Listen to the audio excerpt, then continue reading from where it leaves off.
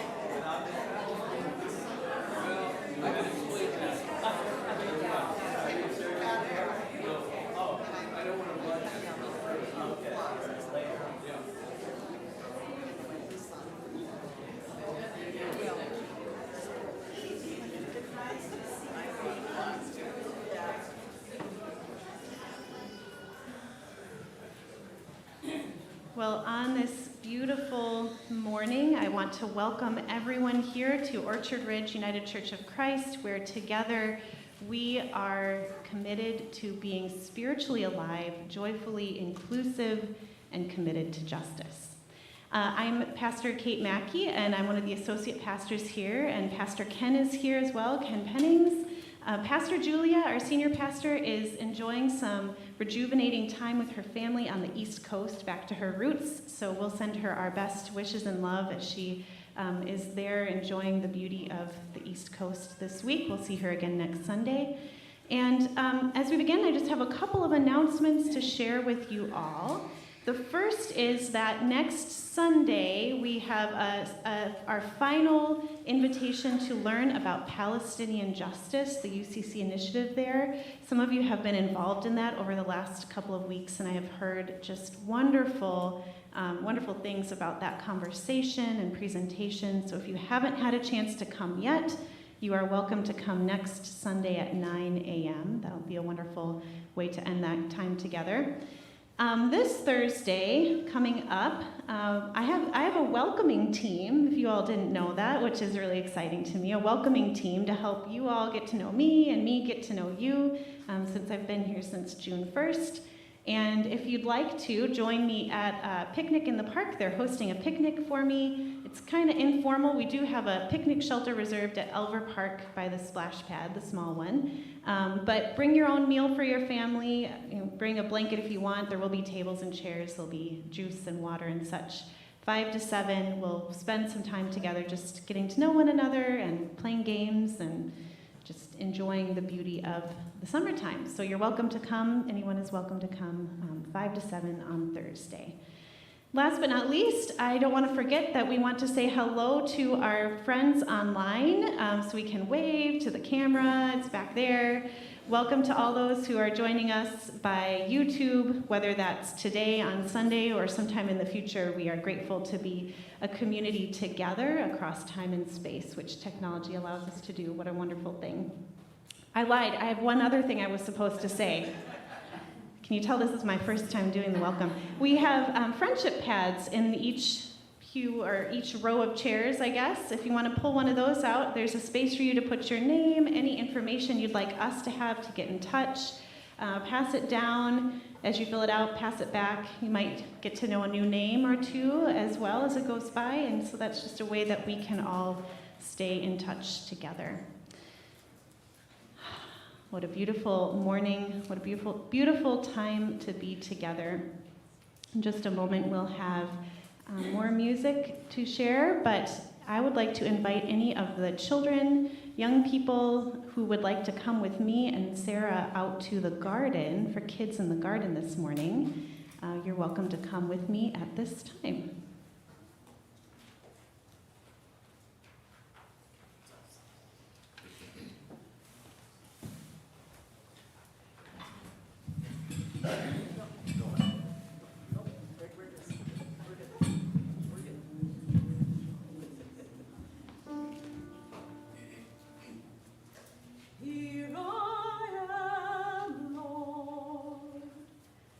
Is it I, Lord?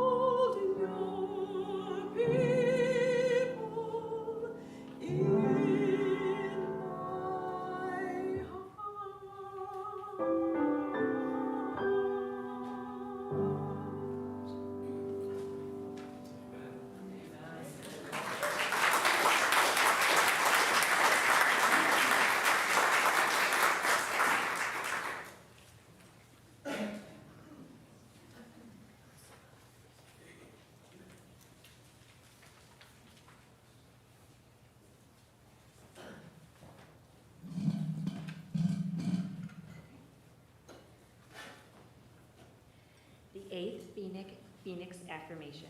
Responsive litany. As people of faith, we affirm that the path of Jesus is found where we are treating others, including those who consider us as enemies, as we want others to be treating us. Those who follow this path embody the fruits of the Spirit: love, joy, peace, patience, kindness, goodness, faithfulness, gentleness, and self-control. We confess that we sometimes move away from this path when we are quick to find splinters in the eyes of others without noticing the logs in our own. We move even further away when we assume we are morally superior to those who think, believe, or behave in ways that contradict our own. We affirm the importance of honesty, acknowledging our own shortcomings, and consciously continuing forth the best in ourselves. As we seek to relate and listen to others with patience and understanding, and to call forth the best in them. We resist the inclination to define ourselves as different and separate from others, which creates an us versus them mentality. And we look for ways to build bridges instead of walls. Amen.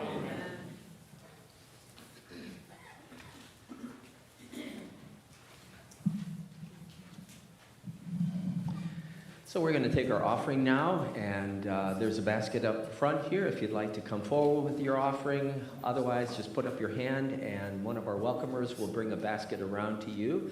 And our compassion offering for this month is Casa Alitas. As you know, we just had a clothing drive and delivered boxes and boxes of clothing down to Casa Alitas, but also we give through our financial donations. So all loose change, bills, and checks designated compassion will go to Casa Alitas. And so I would invite you to stand, and we'll sing together the Waiting for the Touch of God, which you'll find in the bulletin, the lyrics projected on the wall. May we stand as we are able.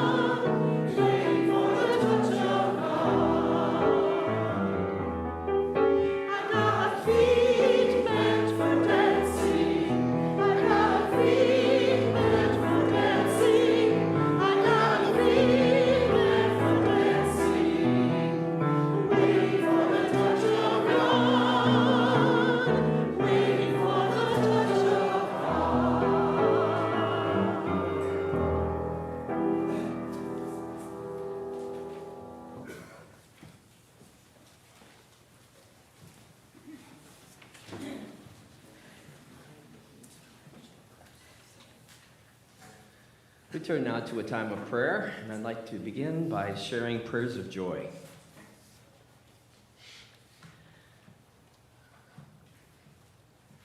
Joy for our youth service trip to Duluth, Minnesota 2 weeks ago.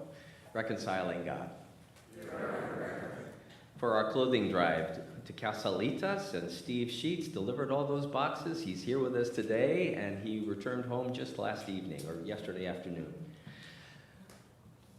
Reconciling God. And for the final presentation next Sunday morning by Diane Doolin and Tom Beilman on Palestinian justice. Reconciling God. For summer vacations and family reunions. For rain watering the earth. And for this summer's preaching series on the Phoenix Affirmations, which are 12 affirmations of the progressive Christian church on the practices of loving God, loving the neighbor, and loving ourselves. Reconciling God.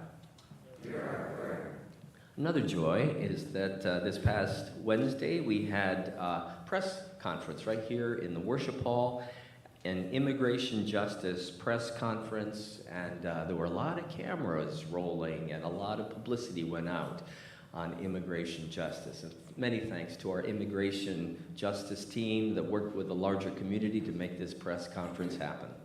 Reconciling God. Prayers of concern for Vicky Nunn's brother-in-law, who is being treated for pancreatic cancer. The prognosis is grim. He got some very bad news last week. Reconciling God. For Susan Carey, who is still struggling with deep depression and anxiety following the one-year anniversary of the loss of her wife, Vicky. And Susan contacted us late last week, offering her thanks for so many messages, cards, and prayers from you. Reconciling God. For Vance Ashby, who has experienced significant back pain over the last 3 years and will be having back surgery in late August. Reconciling God. For an end to hate speech, cruelty, and violence toward LGBTQI+ people in our nation. And by the way, I actually had to check those letters of the alphabet myself this week, and I'm a gay man. So lesbian, gay, bisexual, transgender, queer, intersex, plus. That was the one I had missed, intersex. Reconciling God. For asylum seekers and refugees all over the world, and especially those at our southern border, all seeking a place to call home. For the victims of knife and gun violence, and for the war-torn country of Ukraine. For all anti-war Russians who are imprisoned for their convictions regarding the war. Reconciling God. Are there other joys and concerns you'd like to share? Carol. Just prayers of healing and concern for my friend Kathy, who is in a nursing home after suffering a massive stroke. Reconciling God. Lauren. A prayer of healing for just all of those experiencing loneliness in their lives. May they find joy and comfort. Reconciling God. Pat? This is just a memory. July 25th in 1946, I was married to Jim Hale in Sturgeon Bay in a Congregational church. What a wonderful memory. So we remember Jim and celebrate your long marriage. And we know you still miss him deeply. Reconciling God. Yes, and tell me your name again. I'm Susan Forrester, second-time visitor. I pray for families who've been torn apart by unresolved childhood conflicts after a parent dies. Thank you so much. Reconciling God. Shaz? I had like an an aha moment yesterday talking to one of the homeless women that I normally talk to. It was her birthday. She was feeling low because nobody's throwing her birthday party, you know? And so I was helping her, and I said, I know I can get you the resources you need. I have a lot of beautiful people at my church. And then she went off on me for 45 minutes how I did not know. And how I know and I understand when you're speaking to, she said, any black woman in America is a trigger word. And I said, well, I am so sorry. And we hugged it out. And I said, I will never say that to you again. And she's like, me and every other black. I said, yes, you and every other black. Okay, I will do it. She goes, especially since you're going back to Texas. So, you know, if I had just run away or if I had just, you know, just retaliated or argued with her, I would have never known that. So I feel like I was really blessed yesterday. Thank you, Shaz. Reconciling God. Others?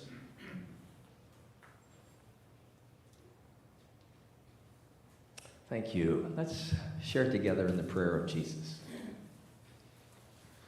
Our Mother, Father, God, hallowed be your name. Your kingdom come, your will be done, on earth as it is in heaven. Give us this day our daily bread. Forgive us our debts as we forgive our debtors. Lead us not into temptation, but deliver us from evil. For yours is the kingdom, the power, and the glory forever. Amen.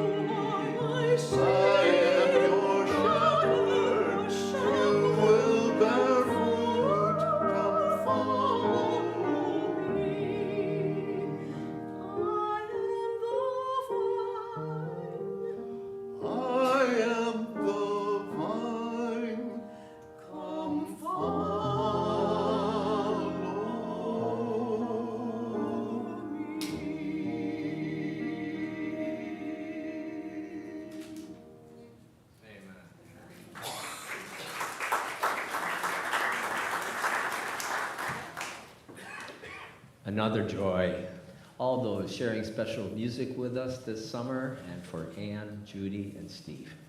Reconciling God.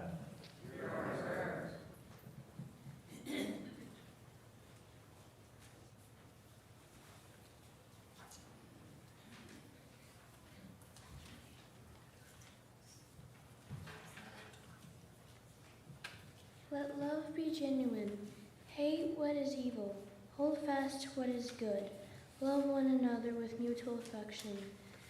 Outdo one another showing honor. Do not lag in zeal. Be ardent in spirit. Serve the Lord. Rejoice in hope. Be patient in suffering. Persevere in prayer. Contribute to the needs of the saints. Extend hospitality to strangers. Bless those who persecute you. Bless and do not curse them. Rejoice with those who rejoice.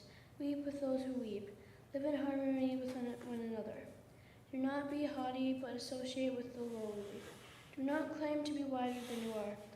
Do not repay anyone evil for evil, but take, though, for what is noble in the sight of all. If it is possible, so far depends on you. Live peaceably with all. If your enemies are hungry, feed them. If they are thirsty, give them something to drink. Do not be overcome by evil, but overcome evil with good.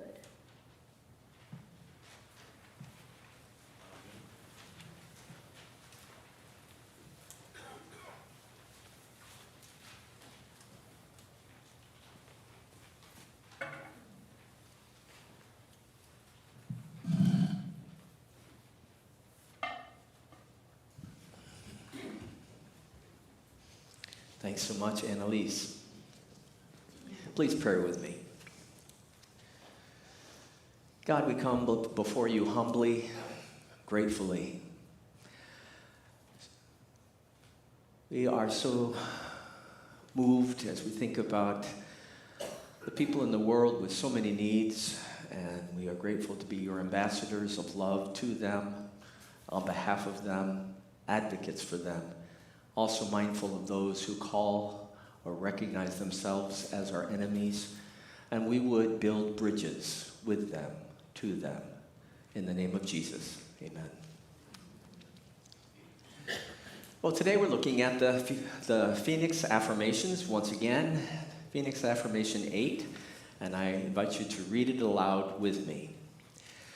Loving the neighbor includes walking humbly with God, acknowledging our own shortcomings while honestly seeking to understand and call forth the best in others, including those who consider us their enemies.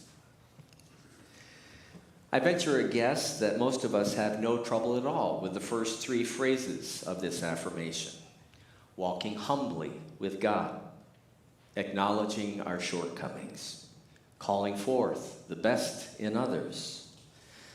The rub comes with the last phrase, including those who consider us their enemies.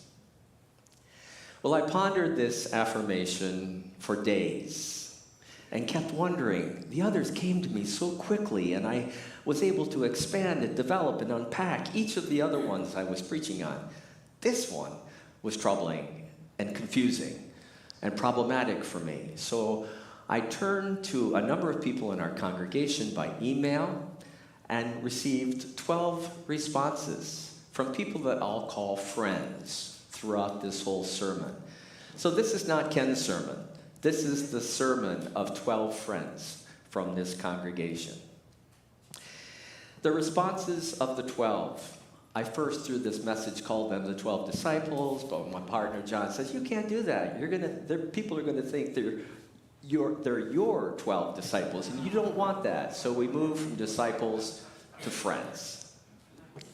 But the responses of these 12 friends verified exactly what I suspected. There are no easy answers, only difficult questions. And each of these questions was raised by these 12 friends. How can we relate to and stay at the table with those whose beliefs fall far right of ours, religiously and politically? Could we perhaps invest more time listening to them? Do we seek out writings by those from the far right? Do we really focus on our commonalities? Or do we spend our time enjoying the safety of those whose beliefs mirror our own? How do we speak about one another? How do we handle things online? How do we hold our values but still be generous and genuine in dialogue with others? How do we avoid falling into the trap of self-righteousness that Jesus criticized in organized religious leadership of his day? If we have an ulterior motive in relating to our neighbors, perhaps saving them or trying to change their thinking to become more like our own, is our love pure? How do we create space for our neighbors? Space to share who they are, share their hopes, share their dreams, share their concerns. It has been said there is no hate like Christian love.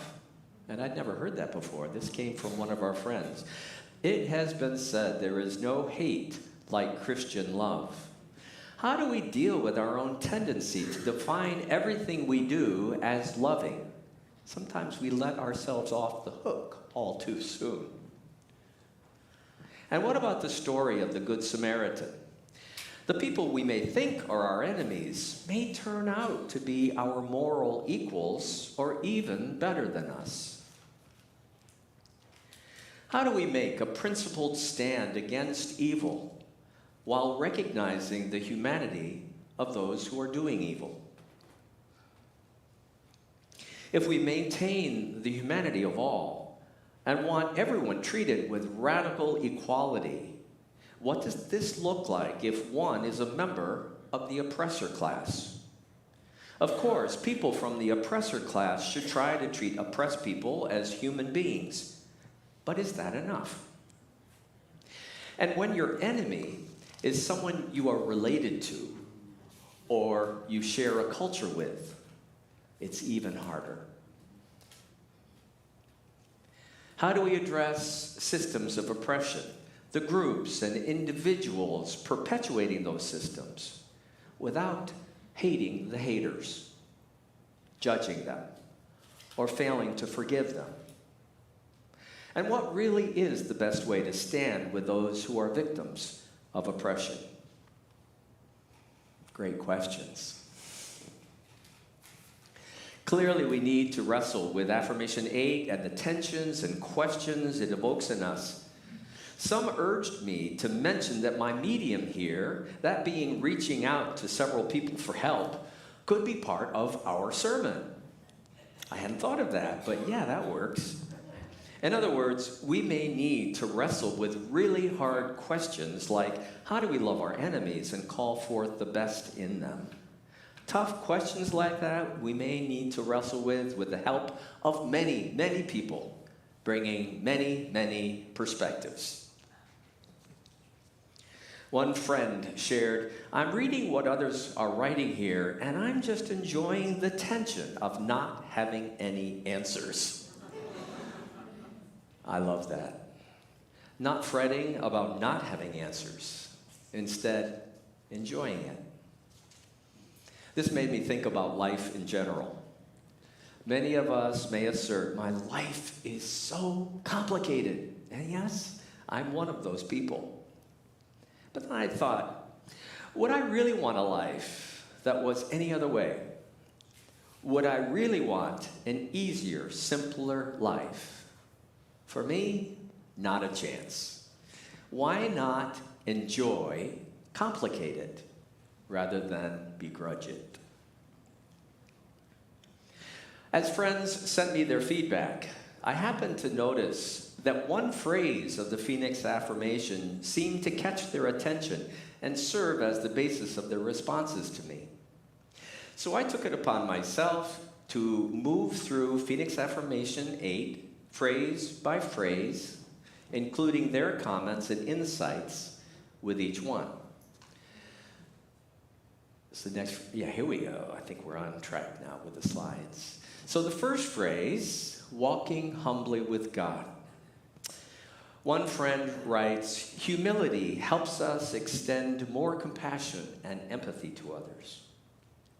When we're in conversation with others who may not share our convictions, we might have to have an open heart and be willing to admit the limits of our own knowledge, willing to reconsider our evidence and the sources of our information, and even be open to the fact that we could be wrong.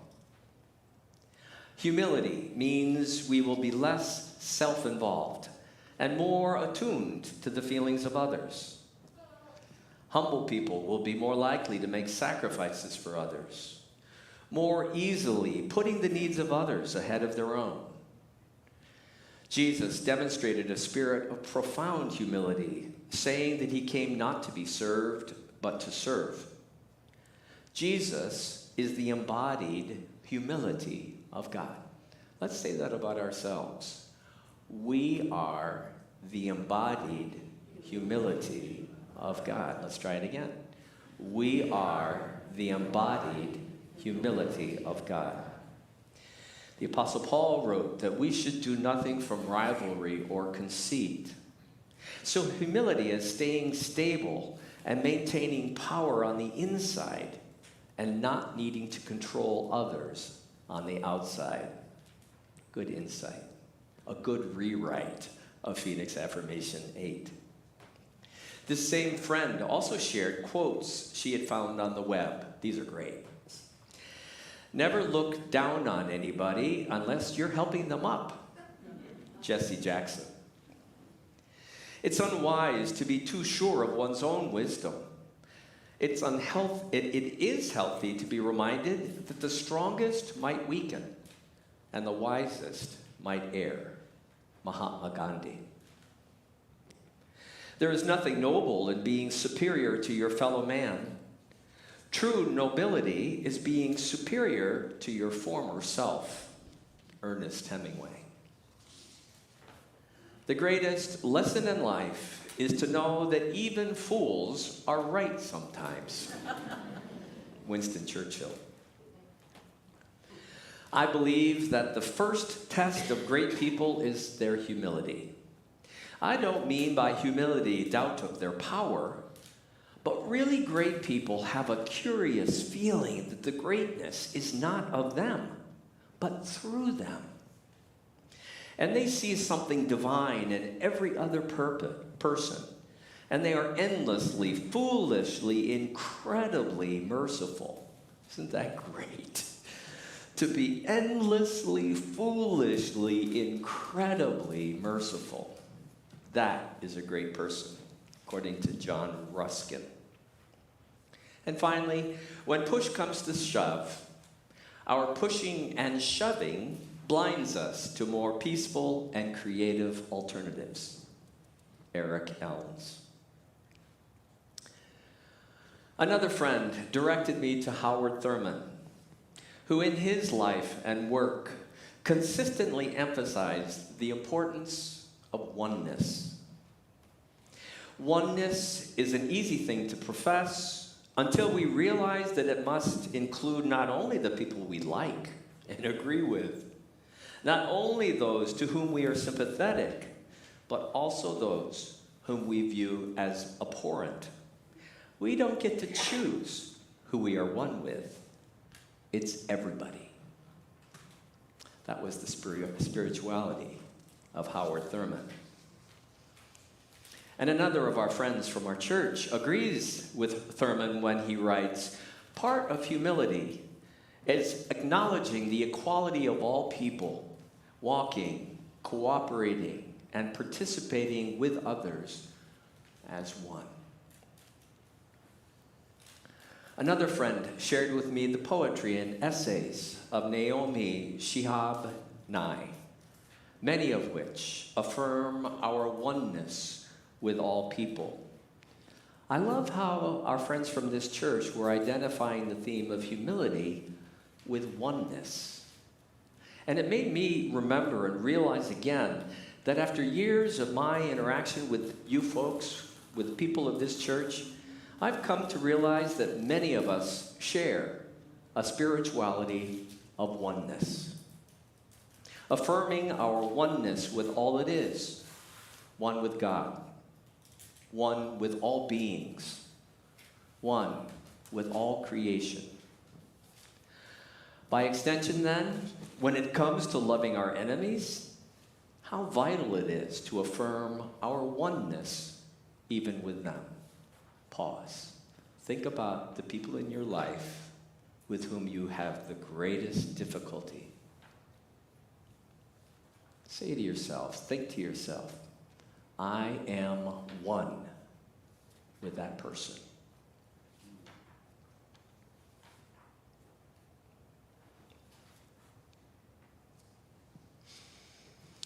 The second phrase, acknowledging our shortcomings. One friend directed me to David French's New York Times column from 2 Sundays ago. French writes, in the early 1900s, the Times of London sent an inquiry to several writers asking, what's wrong with the world today? The Christian apologist G.K. Chesterton responded succinctly and profoundly, dear sirs, I am. What's wrong with the world today?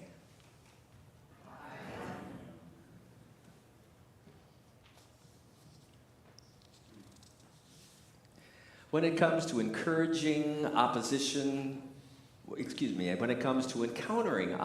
from others, we have to realize it's okay when we make mistakes in our attempts to build bridges to them or with them.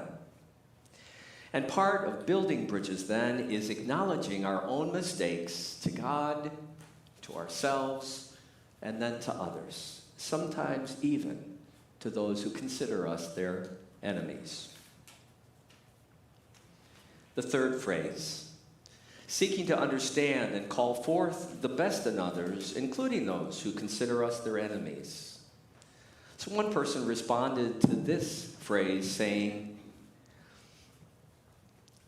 our branch of liberal Christianity is often at risk of translating love your enemies as be nice all the time.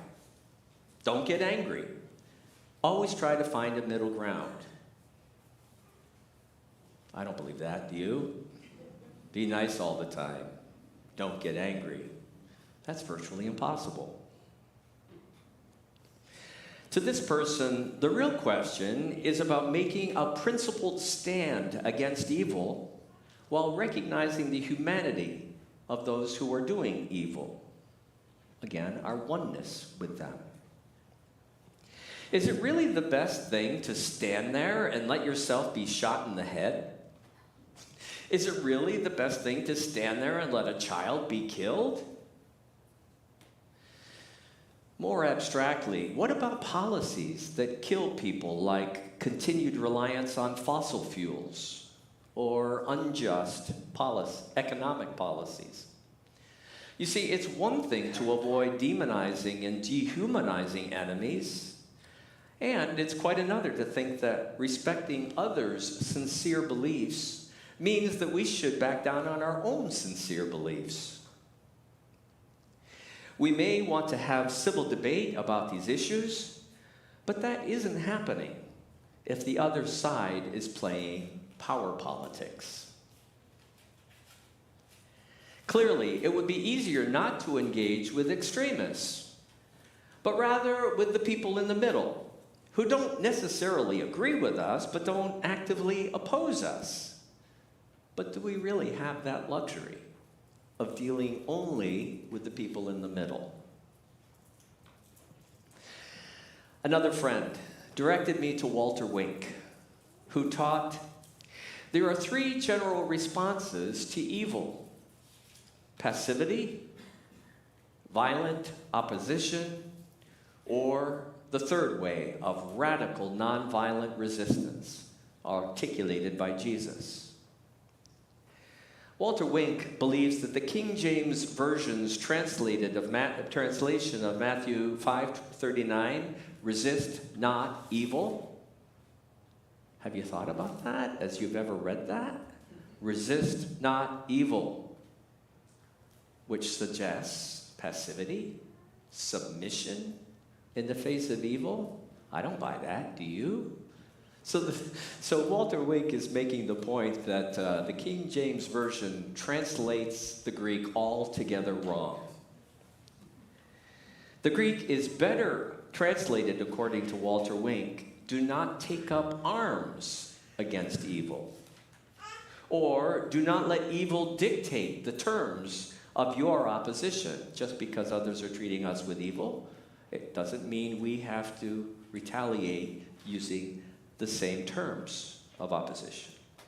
Another good translation, do not take revenge on someone who wrongs you. The Greek cannot be construed to mean submission. Instead, Jesus' third way of radical nonviolent resistance, I'm sorry, I got that all wrong. I just wanted to assure you that Walter Wink has so much rich material here that there's no way I could pack it into this sermon. So you're going to hear another sermon from me someday on Walter Wink's position of radical nonviolent resistance, not only in Jesus' day, but examples from our day as well. So in conclusion, one friend sent me this. He writes, when I think of how, in a Christian fashion, to deal with one's enemies, the first thing that comes to my mind is the Tents of Nation farm in the West Bank of occupied Palestine. The devout Palestinian and Christian family that owns the Tent of Nations farmland has an actual original title to that land from the days of the Ottoman Empire, before the state of Israel ever came into existence. Well, it happens to be the very last hilltop in the West Bank that the Israelis have not yet confiscated. And they are relentless in their quest to rid that hilltop of its Palestinian owners. The farm is located a short drive from Bethlehem. The Nasser family, who owns the land, has had their olive trees cut down in the middle of the night by Israeli forces, the entranceway to their farm blocked permanently to vehicle traffic, their home raided, and their family injured. Nevertheless, the Nassers have the motto, "We refuse to be enemies," carved prominently on a rock near the entranceway to that farm.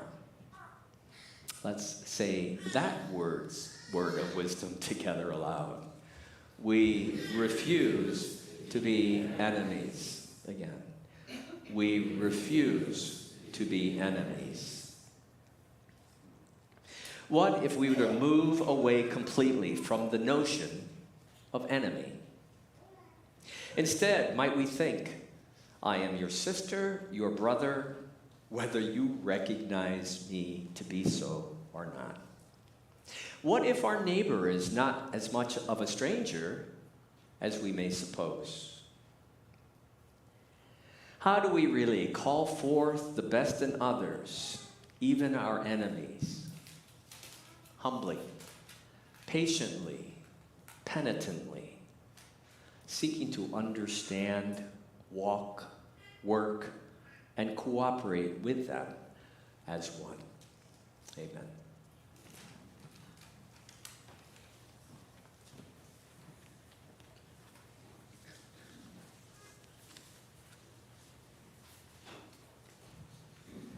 Am I still live here? So I would invite us to stand together for our concluding song, and we'll sing the melody of 390, and Vicki will play that melody through for us once. But we'll be singing the lyrics of number 388, and those lyrics will be on the screen. Shall we stand as we are able?